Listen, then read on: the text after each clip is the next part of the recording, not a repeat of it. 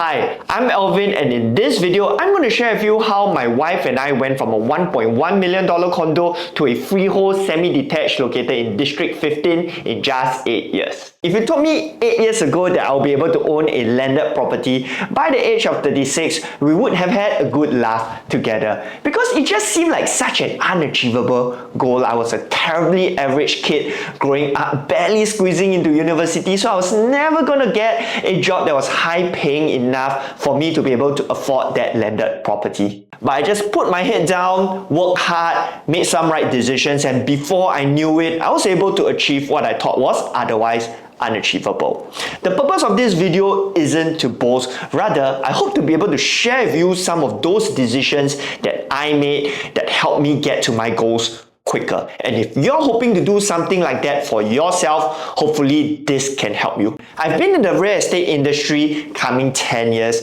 now and also lead a team of close to 50 agents. Together, we have transacted close to 750 units in the last 4 years. But before that, my very first job out of school and my first exposure to real estate started right here, where I had the opportunity to work for an ultra high net worth individual who owns a real estate fund that specializes in conservation shophouse investments. And my office was right there. Now, the Duxton that you're familiar with today, lined with fancy F&B establishments, chic bars, it wasn't always like that. Duxton used to have a pretty dodgy rep. But when the government decided to clean up this area, my ex-boss saw an opportunity to invest in an asset class that nobody really knew about and nobody really wanted to buy. So he parlayed his couple of $1 million investments into well over hundreds of millions today. So the first thing I learned is, how do you make informed decisions quickly? Is to have strong fundamental understanding about the market. Fundamentals that don't and cannot change overnight. And this will allow you to block out nuances and noises in the market.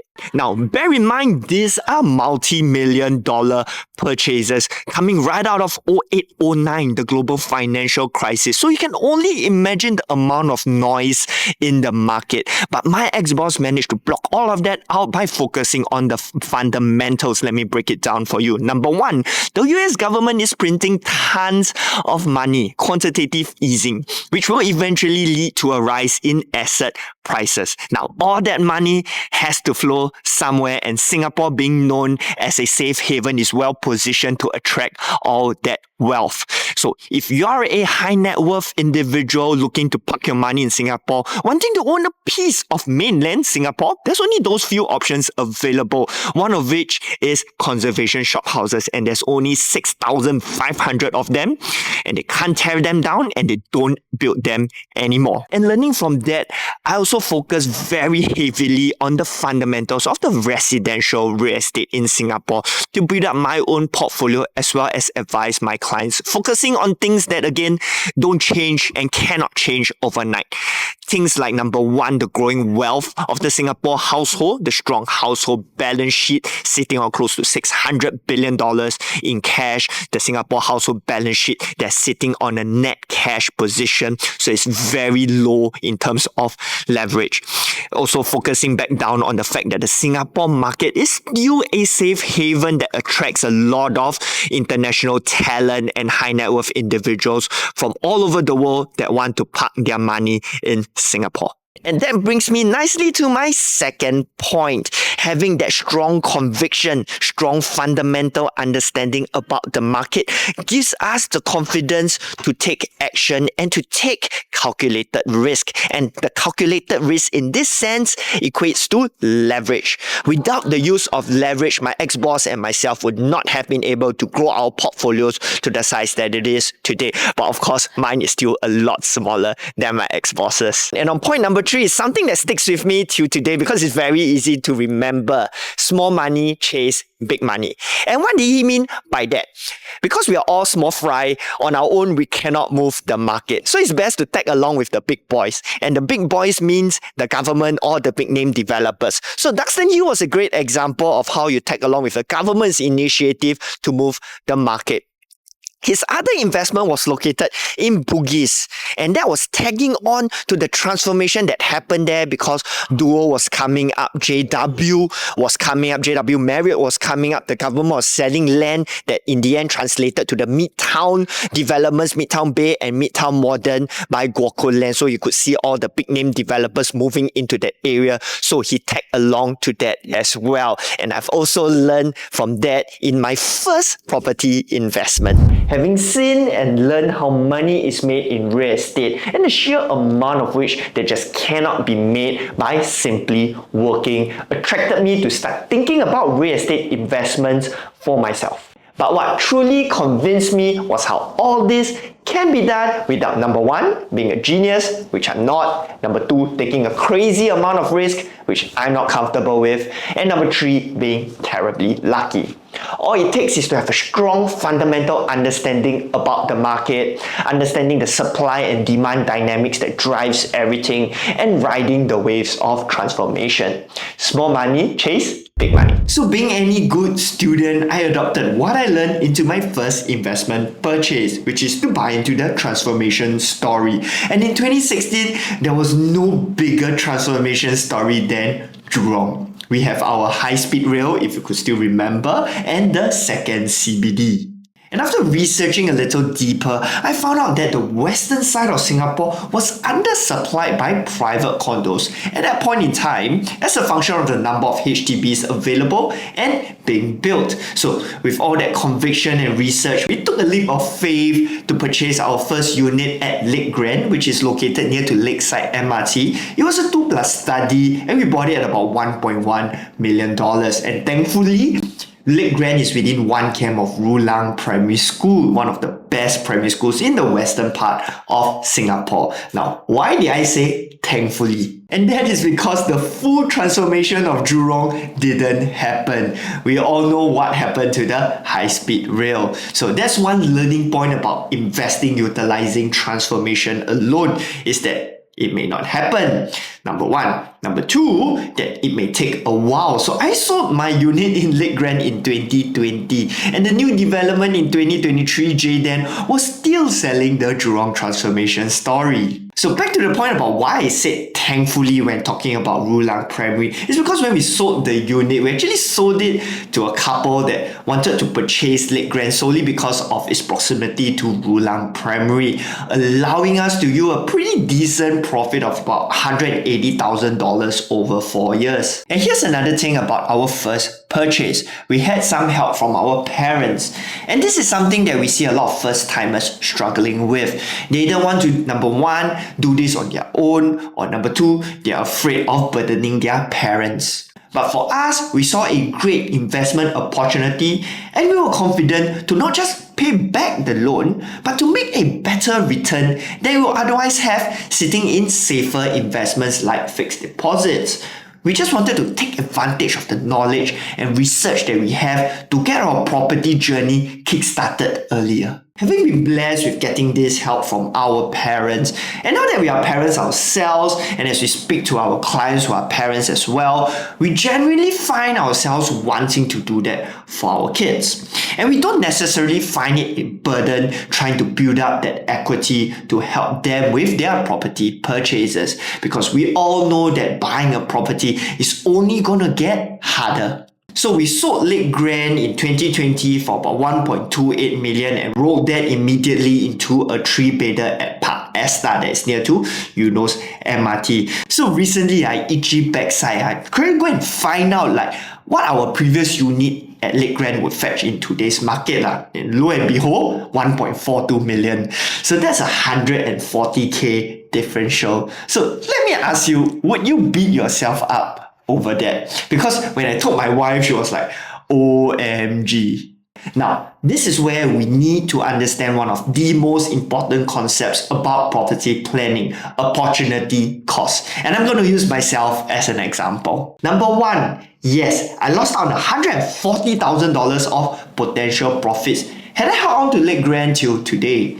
But had I done that, I would have missed out on the opportunity to invest in Park Esta, whose profits turned out to be 4 times that of Lake Grand. So for the second example, I could have gone down the more traditional route of purchasing a BTO or an EC, both of which would have basically guaranteed profits. Had I bought an EC in Sengkang in that time, prices went from $700,000 to $1.4 million. But the opportunity cost in this sense would have been the rental that I made from Park Esta and Lake Grand. For the two of them, I rented them out for a combined of only about 2 years, and I made a rental of $100,000. So there's always something that you are giving up in exchange of gaining something else. The key thing over here is to understand what is it that you are giving up, and are you okay with it? The next concept to understand is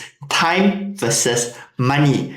Profits in real estate are essentially the exchange of money for time.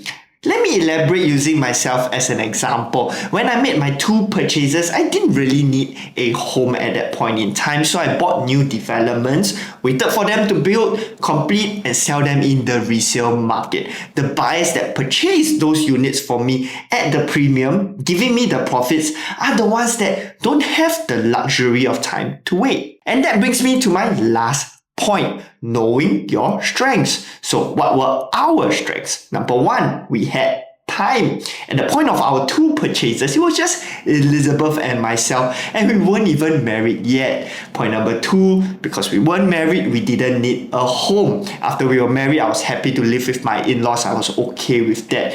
Now here's the thing, would we have wanted our own space, privacy, so they can have friends over? Yes, obviously, but did we really need it after considering all the opportunity cost? The answer is no. It is important to distinguish between a want and a need. And as simple as it sounds, a lot of people have trouble deciding which is which. Having a clear end goal helps. Having an understanding of the opportunity cost of each decision helps as well. For us, we had the benefit of speaking to a lot of people, a lot of clients that were a couple of years ahead of us, and understanding what were some of the regrets they had based on the decisions that they made, which is why we decided to make a video like that. So on that note, if you found this video to be useful, please don't forget to like and subscribe as you help out the channel a ton. And for our third and final strength, which I feel is the most important and perhaps one of the rarer ones, is that we are both extremely aligned and very clear with our end goal. We wanted to get to that landed property, and we were willing to make the short-term compromises and delay our gratification to get there. Now, I noticed actually a lot of couples don't have this. They are not aligned with their end goals, and a lot of the times because of that, they are stuck in their current situation and can't seem to move forward. If you're facing something like that, please find somebody to speak to. If you cannot think of anybody, feel free to reach out to us. We find ourselves doing that for our clients a lot. But once that is done well, the vision is very clear, moving forward becomes a lot easier, because if you get stuck in your current position, all that is time being wasted. Fast forward to 2024, we sold Park Esta at 2.3M and wrote that equity into a freehold semi-D here in District 15 for 5.2M. And let me break down in simplified math how this was done. So let me break it down into simplified math on how we managed to do it. So for our first property, at Lake Grand, we bought it at about $1.1 million. Required a down payment of close to $200,000. We then sold that for $1.28 million, yielding us a profit, put it in a different color, of about $180,000. So the overall cash out because of this was $380K. Okay, now onto the second property. At Park Esta, we bought it at $1.7 million. That requires a down payment of $430,000. So this is where we had an additional equity top up of about $50,000. Okay, then now so we have sold Park Esta at $2.3 million, yielding us a profit of $600,000. Okay, and now onto the current one, which is the landed property at $5.2 million. It requires a down payment of $1.3 million. The equity cash out we got from Park Esta came up to about 1.03 mil. So there's a difference, which was again a equity top up of 270,000. So the overall equity that we actually put in is 200,000 plus 50,000 plus 270,000, totaling 520k. Now you also must be asking, what about stamp duties, right? So the stamp duty for Lake Grand came out to about 30k. Park Esta 50k, for the lender about 250k, totaling 330k. So now this gives a total equity in of 850,000. Okay, so if you consider the down payment required, let me use one last color. If you consider the down payment and the stamp duties in, right, the total number is about 1.63 million.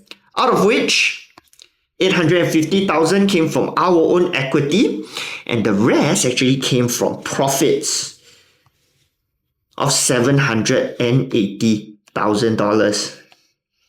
Right? This is our own money over here, and this was from profits, almost half, right? Close to 50%, which is why we are pretty sure we would not have been able to do it, and that this is why we are huge advocates of continually growing our assets. And we are pretty sure without which we would not have been able to do it, which is why we are huge advocates of continually growing your portfolio when you can. We are intending to tear down the entire building and rebuild it from scratch, and we'll be bringing you along on that journey. So don't forget to like and subscribe if you'd like to see how we are going to do it. I've done a detailed budgeting and costing for the entire purchase as well as the rebuilding works, including the construction loan, which a lot of people are not quite sure about. So if you'd like to find out more, drop us a text and we'll be happy to send that over to you. So if you're hoping to grow your assets through real estate, it is very important to have a strong fundamental understanding about the real estate market. And I'm going to take this chance to share with you guys what are some of those fundamental data points that give me the confidence to do what I do. So in case you don't already know, I'm sort of a nerd when it comes to real estate. I enjoy reading about real estate, not just in the Singapore context, but overseas as well. And this is where I noticed two key differentials between the overseas market and the Singapore residential real estate market. And the difference number one is this, is that the Singapore real estate market is still primarily controlled by the government. They dictate everything, right? Just with a snap of their fingers, they come cooling measures, demand is affected. They have also great control over the supply into the market. So I'm going to put this chart up onto the screen. This chart illustrates the fluctuations of real estate prices ever since the institution of the cooling measures in 2013. And as you can see, the Singapore real estate market is one of the least volatile markets in the world due to the sheer amount of government intervention that has come in. The prices have gone according to the government's plan of being steadily moving upwards. The second and perhaps the key differentiating factor over here is that the Singapore residential real estate market is unique because it's the only one in the world that have consistent subsidized housing coming into the market. And this is something that you don't see anywhere else in the world. But on the other hand, if you really go and analyze it and understand it well enough, that is how the government is injecting liquidity into the market. Subsidies, these subsidies are translated into the private market. These subsidies are what upholds the market stability.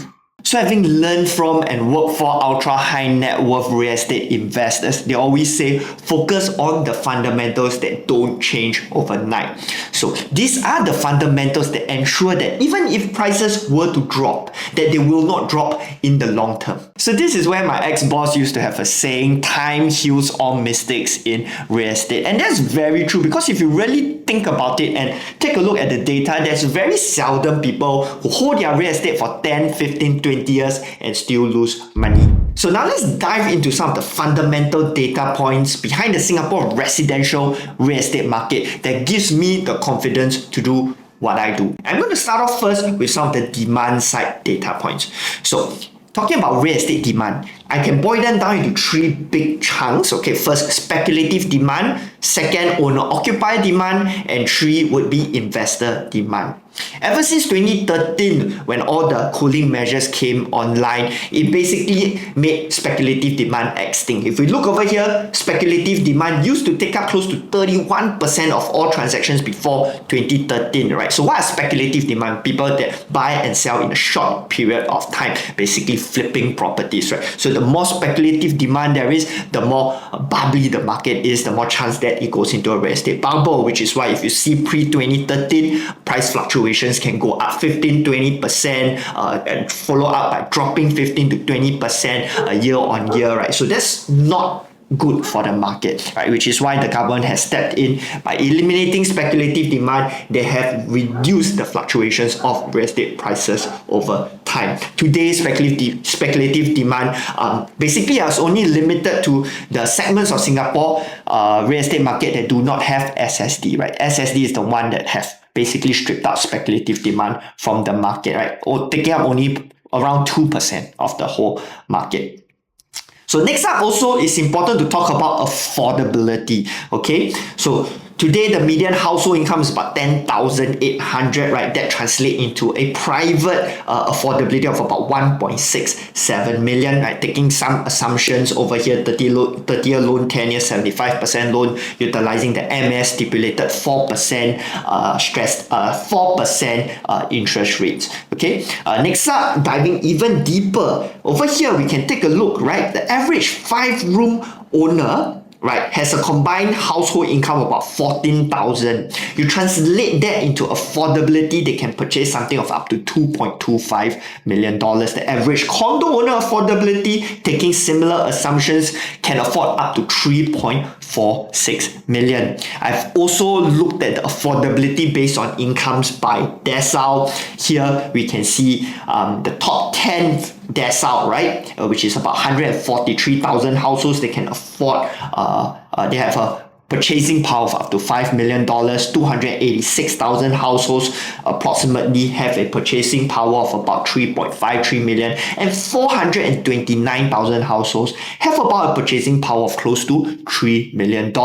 What's interesting here is that if you look at the Singapore resident household numbers of 1.425 million, only about 300,000 are currently in landed or private condominiums, taking up 22% of all resident households. 314,000, but as we see over here, 429,000 can buy up to $3 million. So what that tells me is that on the earning power side to things, Singaporeans are very, very okay. Other charts, right? All these charts are available on data.gov. All these charts are government and public information, right? So next up, we talk about the Singapore household balance sheet. Very, very strong. You look over here, the household net worth has been growing significantly, right, year on year, even after 2019. So here's the thing also I like to tell people, right? There hasn't really been widespread wealth destruction over the couple of years. Actually, as a matter of fact, ever since 08-09, there's been hardly any wealth destruction.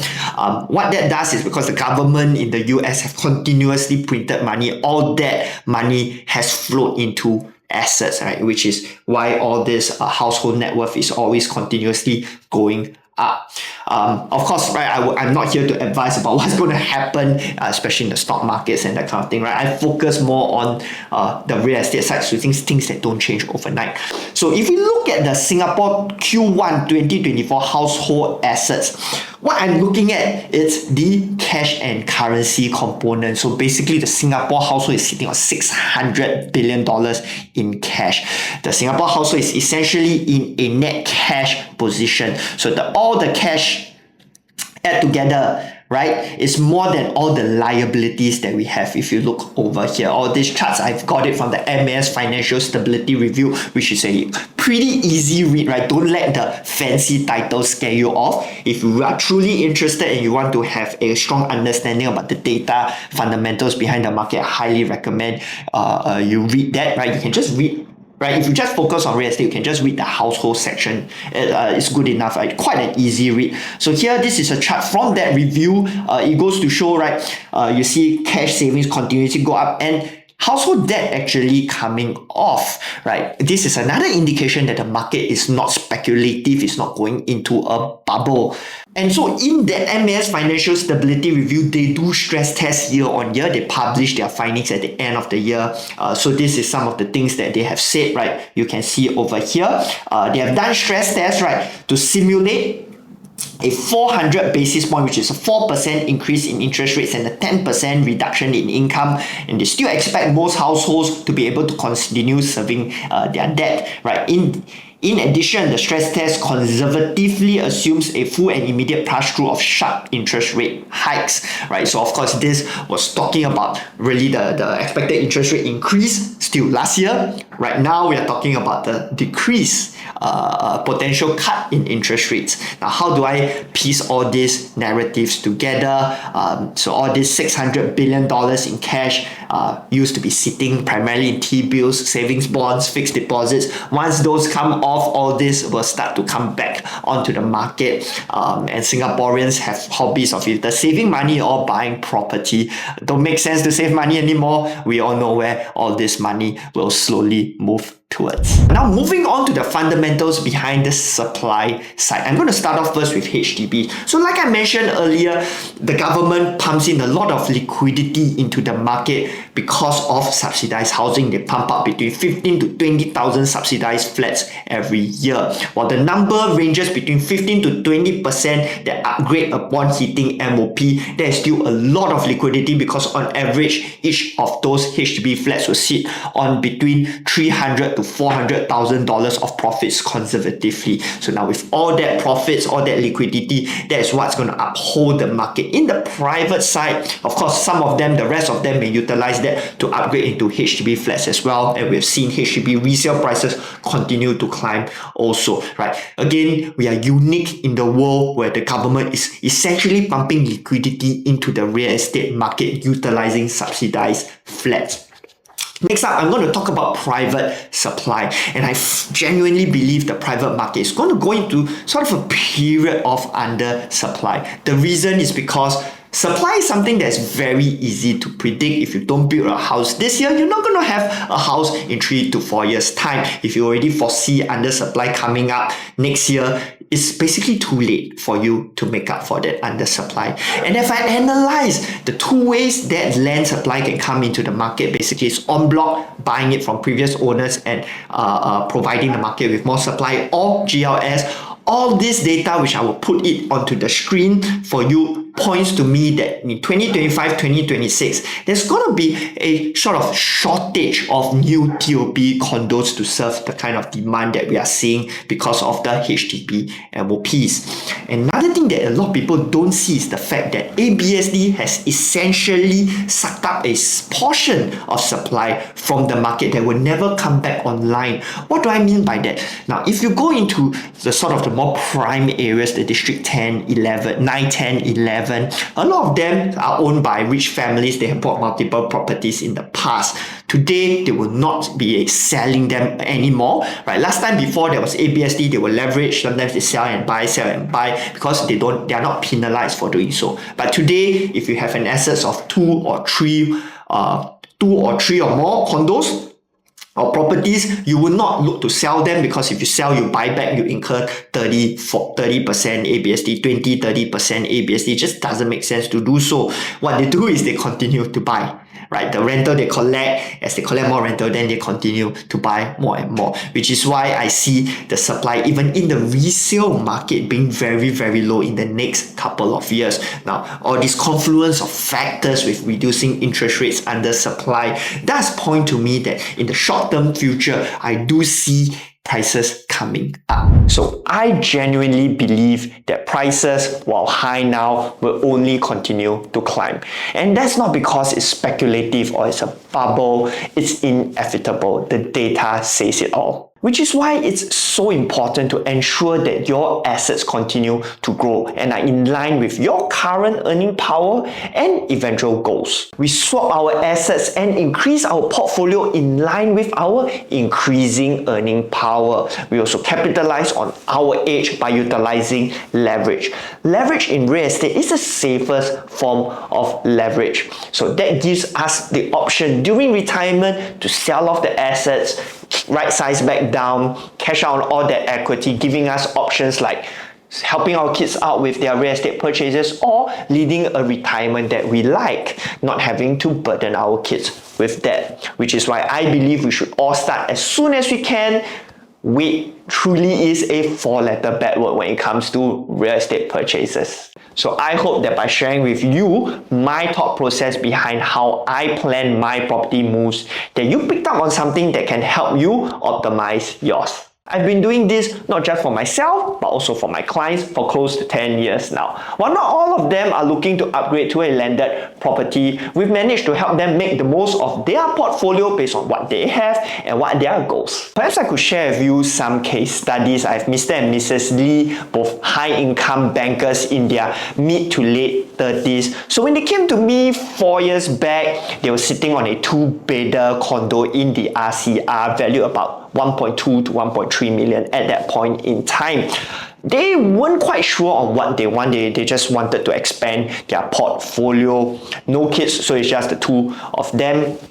We had options on the table like sell one, buy one, sell one, buy two, decouple, and buy another property. So we landed on the third option of decoupling to buy another property because they were still happy with their existing house at that point in time. So we went ahead, purchased that investment property. We've just sold it, yielding us close to $700,000 in profit. Now today, things have changed.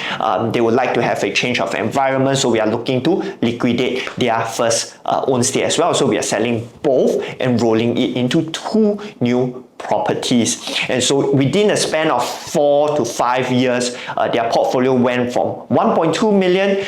The next stage of their portfolio will likely land them with a portfolio size of about 5.5 to 6 million, with likely the $3 million one for their own stay and the $2.5 million one for investment, or vice versa. As a matter of fact, 4 years back, we had 3 clients of very similar profile buying into that same, basically that same area, 2 in one condo and 1 in another condo. So the first example bought a 3-bedder, right? They made about $700,000, $600,000 to $700,000. The second example and third example bought a 4-bedder and a 4+ study, respectively. Right? The 4-bedder made $900,000. We do expect the 4+ study unit to also make close to $900,000. The key difference now is the next step, right? So this middle step was the same. They decoupled, bought an investment property because it was evaluated at that point in time that they were happy in their current place, right? Today, the first two want to move on. So we are liquidating their original asset as well. So selling both.